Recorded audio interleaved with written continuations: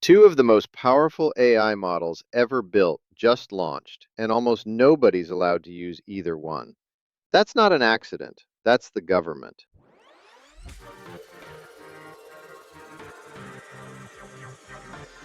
If that's the kind of story you actually want to understand instead of scroll past, hit subscribe. I break this stuff down every week.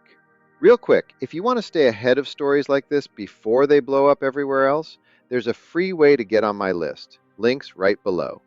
Okay, here's what's actually going on. On June 26th, OpenAI previewed GPT 5.6, three new models, Sol, Terra, and Luna. Sol is the flagship, and on paper, it's a monster. It edges out Anthropic's Claude Mythos 5 on coding benchmarks, and on cybersecurity testing, it's competitive with Mythos while using a third of the compute to get there. But here's the part that should actually get your attention. Almost nobody can use it.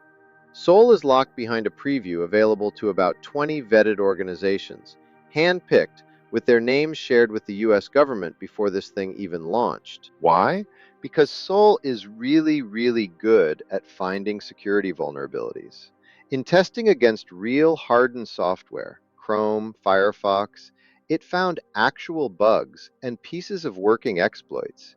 It didn't chain them into a full attack, but it got close enough that OpenAI and the government both decided the general public doesn't get this one yet.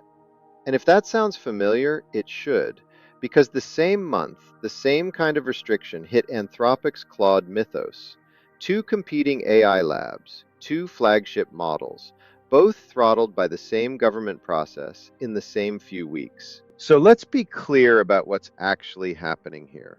This isn't one company getting singled out. This is the US government positioning itself as the checkpoint between you and the most capable AI models on the planet, under a new executive order that creates something called covered frontier models, giving federal officials the power to evaluate what these systems can do before the public ever touches them. Now, is that a bad thing? Honestly, I don't think it's that simple. A model that can independently find real vulnerabilities in Chrome and Firefox isn't a toy. If that capability lands in the wrong hands before defenders get a chance to patch what it finds, that's a real problem, not a hypothetical one.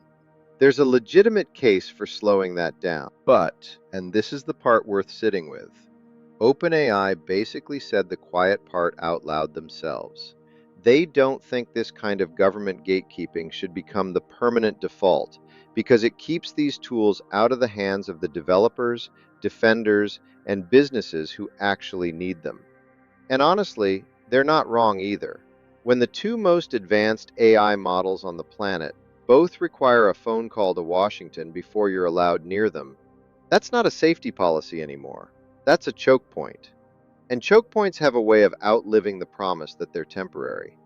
Once Sol does open up more broadly, OpenAI says that's coming in the next few weeks, pricing lands at $5 per million input tokens, 30 per million output, the same as their last flagship. Terra runs about half that. Luna's the cheap, fast option most people will actually end up using day to day. Here's my actual take. Watch this space, not because of what Sol can do, but because of what this pattern says about where AI is heading in 2026.